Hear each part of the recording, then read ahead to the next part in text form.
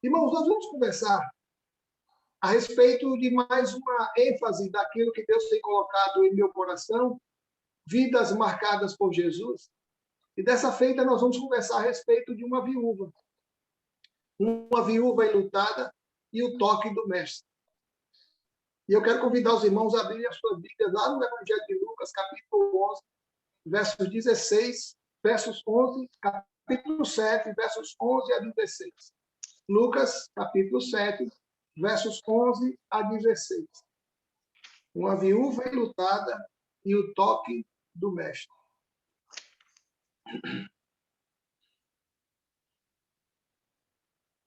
Lucas 7, de 11 a 16, diz assim a palavra do Senhor.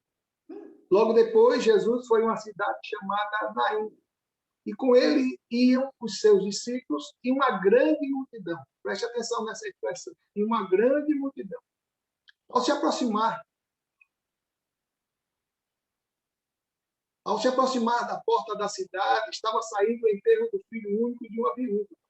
E uma grande multidão da cidade estava com ela. Ao vê-la, o Senhor se compadeceu dela e disse: não chore. Depois aproximou-se e tocou no caixão. E os que carregavam pararam, e Jesus disse: jovem, eu lhe digo, levante-se. Ele se levantou, sentou-se e começou a conversar.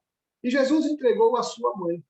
Todos ficaram cheios de temor e louvavam a Deus, e dizendo: um grande profeta se levantou entre nós. Diziam eles: Deus interveio em favor do seu povo. Que Deus abençoe a sua palavra linda em nossos corações. Sabe, irmãos, antes de trabalhar exatamente naquilo que Deus colocou em meu coração, eu fiz questão de destacar algumas características desse fato. E, mais uma vez, encontramos aqui não apenas um anônimo, mas dois anônimos. Dois personagens que não sabemos seus nomes, mas um grau de parentesco existia entre eles. Uma mulher e o seu filho. Uma mulher que chorava a dor e aquele filho que era conduzido morto. E uma das coisas que eu destaco, quero que os irmãos prestem atenção, é que esse fato é registrado apenas por Lucas. Lucas, pela profissão, pela missão que ele exercia como médico, tinha sempre um olhar humano e tratava desses assuntos de um modo tão comovedor.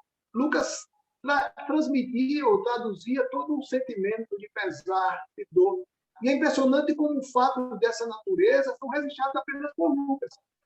O filho pródigo, a ovelha perdida.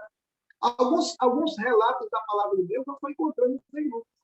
E como Lucas tem a sua familiaridade no trato, da maneira como ele destaca alguns desses fatos. Porque era um fato, um drama social. Uma mulher e viúva enterrando o seu único filho, sua última fonte de recurso, de sustento, quando chegasse a velhice. E é impressionante que a gente sabe, mas eu queria destacar, que o lugar das mulheres na Palestina era muito baixo. Os irmãos terem uma ideia, na oração matinal dos judeus, do homem judeu, ele dizia: eu agradeço a Deus por tê-lo feito judeu ou não gentil, não escravo e não mulher. Ou seja, são três aspectos que os judeus agradeciam: por não ser gentil, por não ser escravo e por não ser mulher. Tal a discriminação que os judeus tinham a respeito da mulher. Mas é exatamente essa mulher que Lucas se debruça e Lucas destaca nesse fato. E alguns comentaristas bíblicos dizem que provavelmente Lucas era da Macedônia. E ali, na Macedônia, as mulheres tinham a posição mais emancipada do que em qualquer outro lugar. Provavelmente em função da cultura, do desenvolvimento da cidade. Nós irmãos terem uma ideia com relação à cidade de Naim, pouco se sabe a respeito dela, mas ela ficava distante de Cafarnaum cerca de 35 quilômetros.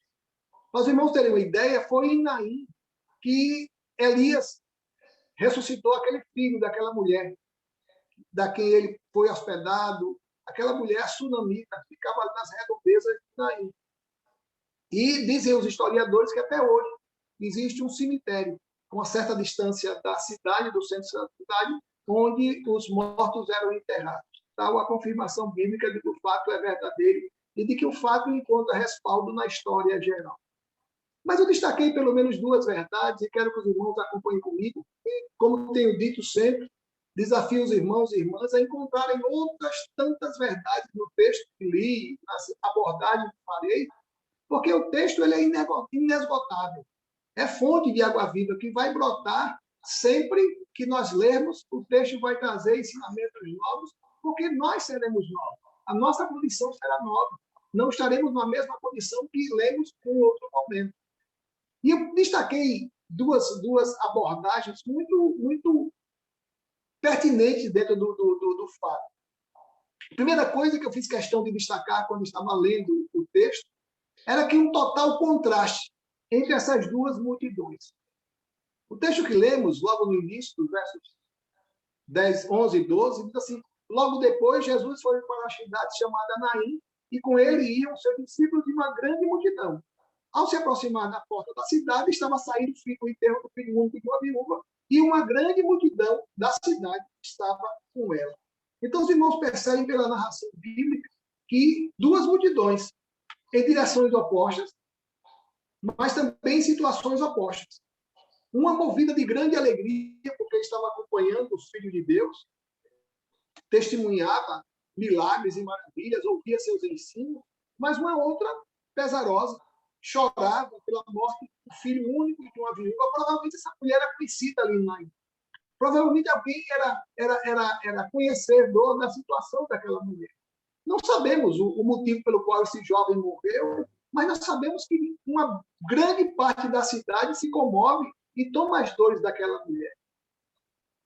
Provavelmente a multidão que acompanhava o enterro era precedida por um grupo de mulheres chamadas carpideiras. Algumas traduções chamam choronas.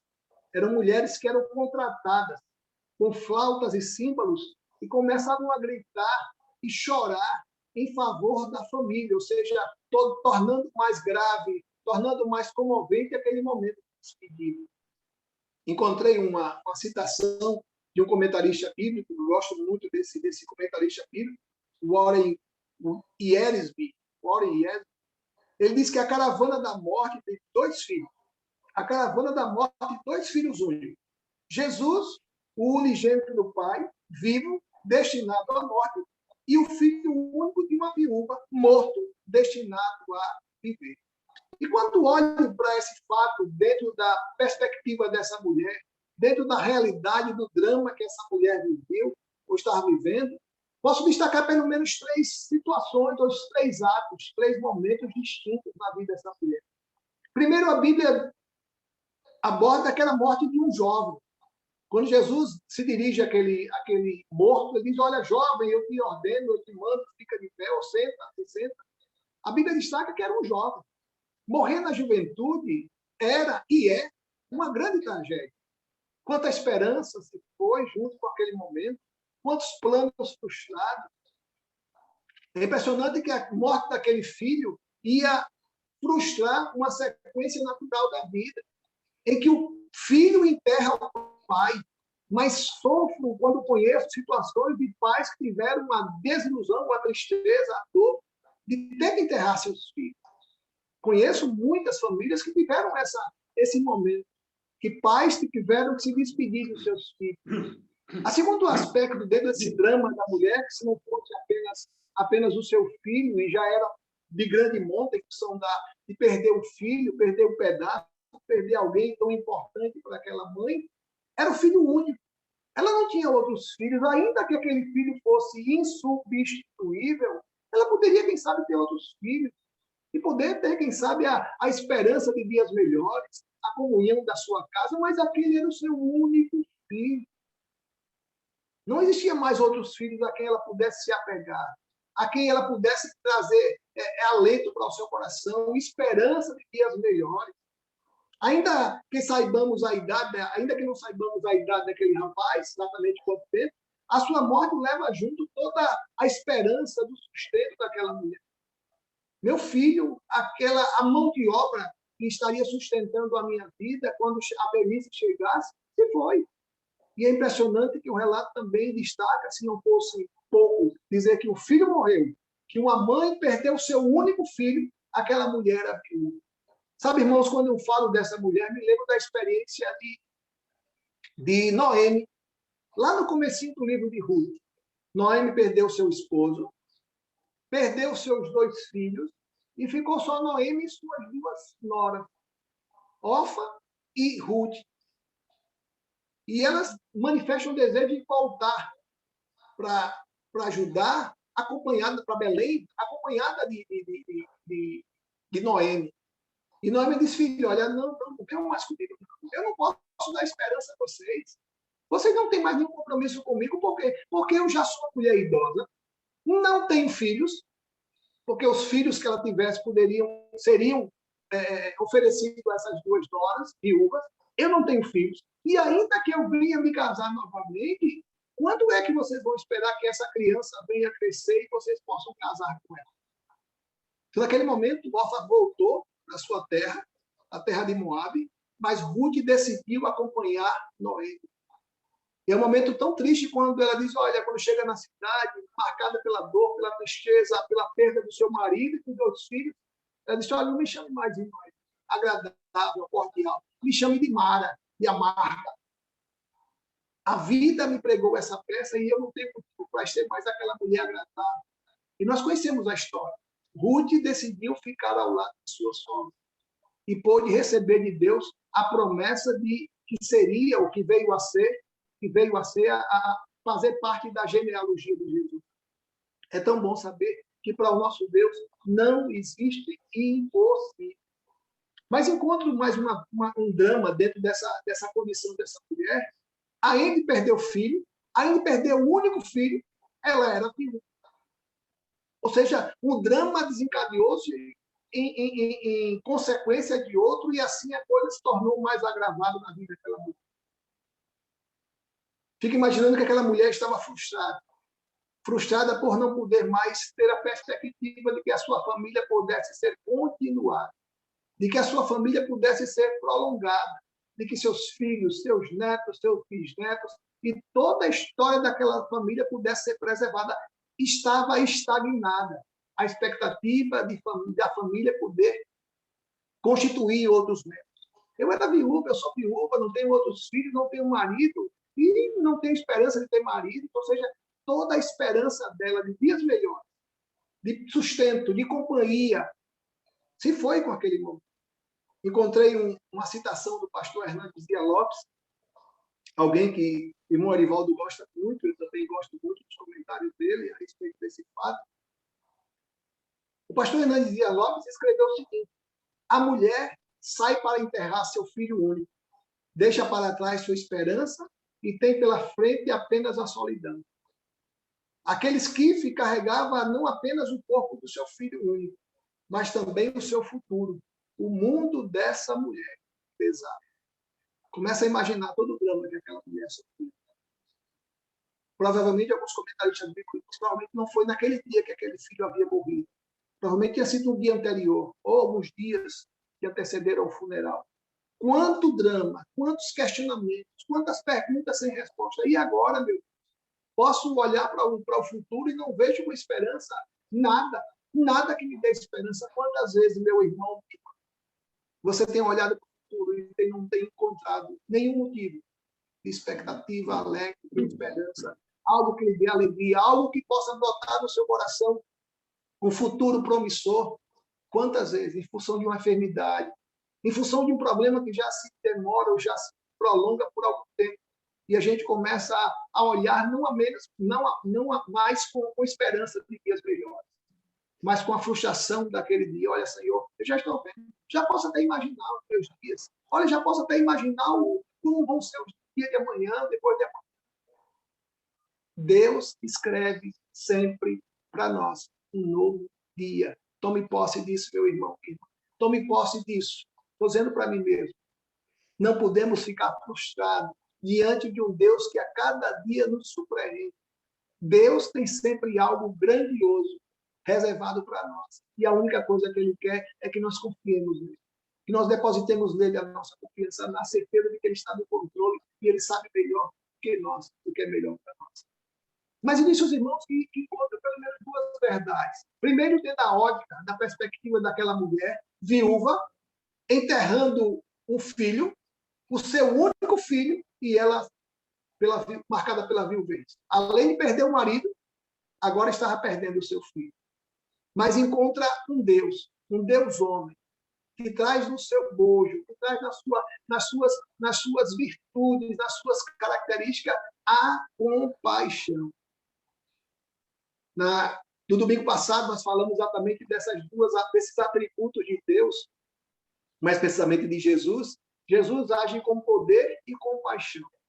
Se fosse apenas um poder, era um poder autoritário, alguém que impunha, alguém que era carrasco, alguém que manifestava apenas uma expressão externa de todo o seu poder, e tudo aquilo que ele trazia como garantia de que era o Filho de Deus. Eu sou o Filho de Deus. Eu tenho poder para transformar mortos em vivos, doentes em curados, leprosos em restaurados, famílias enlutadas em famílias. Mas o nosso Filho, o Filho de Deus, o nosso Salvador, não traz no seu bojo, na sua vida, na sua essência, apenas poder. Ele traz compaixão. A compaixão e o poder não podem ser desatrelados. Porque compaixão sem poder é algo irresponsável. É direito sem dever. O poder precisa vir acompanhado da compaixão, porque eles fazem o bem casado, fazem uma manifestação do poder de Deus na vida de Jesus. Por isso, é tão bom lidar, tratar, viver, conviver com Deus que se compadece. E é interessante que o relato bíblico, continuando, aí no capítulo 7 de Lucas, os irmãos vão perceber que, pelo relato de Lucas, assim, ao vê-la, o Senhor se compadeceu dela. Ao vê-la, o Senhor se compadeceu dela. Versículo 13. E disse, não chores. Depois aproximou-se, tocou no caixão e os que carregavam pararam. Jesus disse, jovem, eu lhe digo, levante-se. Como um Deus, ele tem todo o poder em suas mãos. E ele se volta e se compadece de uma família tão simples. Não é alguém que tinha um poder de recursos, é alguém que pudesse ser reconhecido ali daí. Mas quem sabe era uma família pobre, alguém que não tinha recursos, alguém que não tinha nem perspectiva de melhoras, que não tinha nem condições de dar um enterro digno ao seu filho. Mas o que me chama mais atenção, irmãos, é essa expressão, Jesus se compadeceu dela. No verso 13, assim, ao vê-la, Jesus contempla não só a mulher no meio da multidão, mas Jesus se compadece dela. É interessante que a palavra compadecer é um sentimento que flui das entranhas. Na expressão no grego, ela descreve um sentimento que é a palavra forte, que fala de piedade, de compaixão. É sentir-se movido em prol, em benefício do outro. Essa palavra do grego, do original grego, ele trabalha com vísceras. É alguma coisa que brota do meu interior em benefício do outro. Jesus se moveu, se comoveu. As suas vísceras se removeram em função da necessidade dessa pessoa, dessa viúva. Que Jesus conhecia não apenas a condição de Deus, mas tudo aquilo que estava reservado para ela. Uma vida marcada pela frustração, pela decepção, pela desesperança. Mas se na atitude daquela mulher encontro pelo menos 3 condições, ou 3 atos, na condição do Filho de Deus eu encontro 5 atos. 5 atitudes de Jesus que nos convidam a crer que a última palavra é dele, que nada passa despercebido aos olhos do mestre com relação à sua vida, e que ele tem sempre um último capítulo a escrever, e o último capítulo da sua vida ainda não foi escrito. É tão bom ter essa certeza, né? E não sou eu que devo lhe dar, ou quem estou lhe dando essa certeza. Quem está lhe dando essa certeza é o Filho de Deus. O Filho de Deus que tem poder e tem compaixão. Como falei na abordagem desse momento anterior, a Bíblia diz que Jesus se compadece. E é interessante que essa expressão, Jesus estava quebrando os conceitos. Isso é defendido pelos estoicos, que acreditavam que a principal característica de Deus era a apatia. Era um Deus insensível. Era um Deus que não tinha capacidade de sentir nada por ninguém. E eles partiam do seguinte pressuposto. Se alguém pode fazer outro que ele seja feliz ou triste, ou que esteja alegre ou contente, significa que, ao menos por um instante, pode influenciar na vida da outra pessoa. Ou seja, pode dizer a ela que, ao menos no momento, é superior a ela, ou seja, eu tive poder para que eu possa transformar aquela situação de dor, de pesar, de tristeza, de alegria. Agora, cria os históricos que ninguém podia ser maior que Deus, portanto, ninguém pode influenciar ou influenciar a ação de Deus. Logo, pela natureza das coisas, deve ser Deus ser capaz de sentir qualquer sentimento, de ter qualquer sentimento. E aqui, os homens estavam em face assombrados pela percepção de que o Filho de Deus se havia comovido, as suas entranhas haviam se mexido, se remoído em função daquela mulher. Ou seja, eles entendiam que se alguém era possuidor de fazer com que o outro pudesse se sentir incomodado, alegre, feliz, aquela pessoa do qual foi alvo era maior do que a outra que proporcionou isso. Logo, eles não podiam conceber isso na parte de Deus, porque Deus não podia mudar seus sentimentos. Deus era um Deus imutável. Não pode se mover em benefício nosso. Deus não pode sentir nem dor, nem alegria, nem tristeza, nem decepção. Por isso, não podemos conceber a ideia de um Deus que se compadece. Mas é tão bom que Jesus não está preso aos conceitos. Jesus não está preso aos conceitos do mundo. Ele continua sendo compassivo, misericordioso, um Deus que está sempre pronto a socorrer o seu povo e aquele que clama pela sua intervenção. A segunda coisa que eu destaco dentro da abordagem de Jesus é que, no meio daquela multidão, Jesus se dirige àquela mulher. Jesus identifica quem é a mãe do jovem. Jesus, a Bíblia diz assim, ventam lá. Jesus viu não só a mulher, a sua aparência, a sua dor, a sua tristeza, mas tudo aquilo que ela trazia no seu nojo, na sua essência. E é interessante que aquela mulher não fala nada, não pede nada. Mas Jesus manifesta a sua compaixão quando ele diz assim, não chores. Eu tenho dito a mim mesmo que eu tenho muita dificuldade de aconselhar alguém, no sentido de que alguém se aproxima de mim, diz, olha, pastor, meu filho está nas drogas, meu marido está no vício, olha, eu perdi alguém. E eu tenho muita dificuldade porque eu não estou sentindo as dores daquela pessoa. Eu não tenho condições de dizer àquela pessoa, eu sei que você está passando. Provavelmente aquela pessoa vai dizer, o senhor não sabe. O senhor, por acaso, tem um filho nas drogas? Não. Você, por acaso, tem um cônjuge tomado pelo vício? Não. Por acaso, o senhor já perdeu alguém? Não. Então, o senhor não sabe o que eu estou passando. Mas Jesus olha para aquela mulher, não apenas com o desejo de confortá-la, mas o desejo de renovar a sua esperança. Eu imagino como aquela mulher olhou para Jesus, a Bíblia não fala, isso é perspectiva do pastor, e ela olha para mim e diz assim, como não chorar? Como não chorar? O senhor sabe o que é isso? Por acaso o senhor já perdeu algum filho? Por acaso o senhor já perdeu alguém tão próximo? Como é que o senhor está dizendo que eu não choro? Que solução o senhor tem para estancar o meu choro? Sabe, irmãos, Deus tem reservado muitas pessoas, amigas, amadas, companheiras do nosso lar. E muitas vezes essas pessoas têm se aproximado de nós no momento da dor, do choro, da perda, do lamento. E talvez essas pessoas tenham dito até, olha, eu estou aqui, divida comigo o seu choro, divida comigo a sua dor. E por mais que a gente queira, por mais que seja o desejo daquela pessoa, nós não temos como dividir a nossa dor, porque a dor é nossa. Eu sei exatamente a dimensão da minha dor, mas com Deus não é assim. Quando Jesus diz a você não chores, ele quer tomar para si as minhas dores. Quem diz isso é o profeta Isaías. Ele tomou sobre si as nossas dores. É tão bom lidar com um Deus assim. Um Deus que apenas nos diz, olha, não chore, não vai melhorar. Não chores porque eu estou aqui. Não chores porque tenho algo melhor para a sua vida, para restaurar a sua esperança, para lhe dar dias melhores. Porque encontro uma terceira característica nessa atitude de Jesus, é que o seu conforto vem acompanhado de solução. Jesus toca no caixão. E, mais uma vez, Jesus quebra paradigmas, porque ele não poderia ter tocado no caixão pela ideia de que ele pudesse ser contaminado pelo morto. Não toque aí não, o senhor vai se contaminar, porque aí está um cadáver que está em decomposição. Mas é impressionante que quando Jesus toca, falamos isso sobre o leproso, Jesus toca, ao invés de ser contaminado pela enfermidade do leproso, Jesus é o transformador, o leproso que é curado pela restauração de Jesus.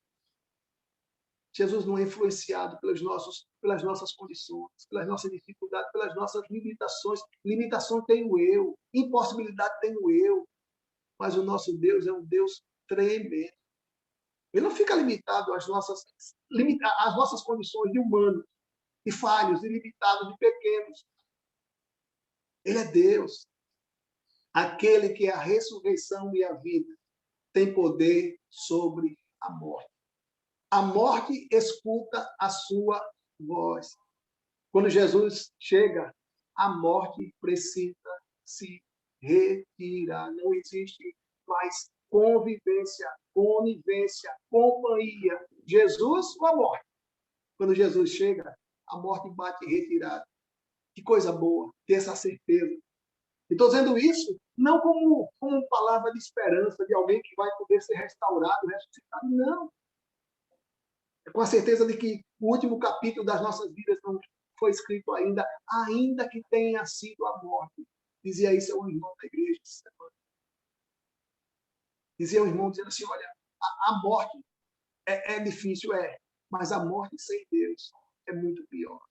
Porque morrer para o cristão é fechar os olhos aqui e abrir na glória, abrir na eternidade. Porque nós temos a certeza de para onde vamos e com quem estaremos quando fechar os nossos olhos. O mundo não tem essa esperança. Por isso é a Deus. A nossa relação com os nossos entes queridos que estão partindo é até logo. Até já. Já já a gente se encontra. Já já eu vou estar com você lá na glória. Quem nos dá essa garantia é o próprio Deus. A garantia de que teremos um futuro eterno, longe de dor, de tristeza, de fome, de sede. Encontro uma quarta atitude de Jesus, ou comportamento de Jesus, que nos leva a rever os nossos valores. Jesus restaura a vida e devolve a esperança. A Bíblia diz, ele se levantou, sentou-se e começou a conversar, e Jesus o entregou à sua mão. Aquele era um momento de grande dor, e aquele momento de grande dor se transforma num momento de grande euforia.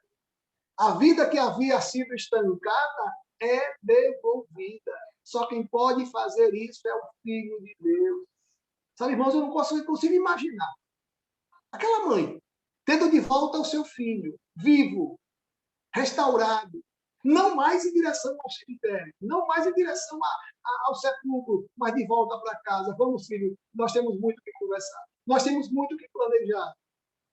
Que coisa boa que só Jesus faz em nossas vidas. E é impressionante que aqueles que estavam acompanhando o funeral, chorando com aquela viúva, passam agora a sorrir pela restauração daquele jovem. Aqueles que estavam sendo solidários àquela mulher, no momento de choro, passam a ser solidários no momento de alegria, de euforia. Olha, chorar é com se choram, mas se alegrar é com que se alegram também. Mas encontro uma quinta e última atitude de Jesus que nos convida a refletir. Como temos administrado, como temos feito a leitura das coisas que temos sobrevivido. Com as coisas que estão nos acontecendo. Versículo 16, assim, todos ficaram cheios de temor e louvavam a Deus e diziam, um grande profeta se levantou entre nós. Deus interveio em favor do seu povo. Diante desse grande milagre, irmãos, o povo restaurou a esperança de que o Messias havia visitado aquele povo. Essa notícia ultrapassou os limites ali da Galiléia e Naim e chegou a toda aquela região. O que podemos aprender é que nada acontece por acaso, nos planos e propósitos de Deus. Deus tem um plano em todas as coisas. Deus tem um plano em tudo aquilo que Ele permite. Deus tem um plano em todas as coisas que Ele tem reservado para nós. Não tem coisa melhor do que ter essa certeza. Certeza que Deus não escreveu o último capítulo das nossas vidas.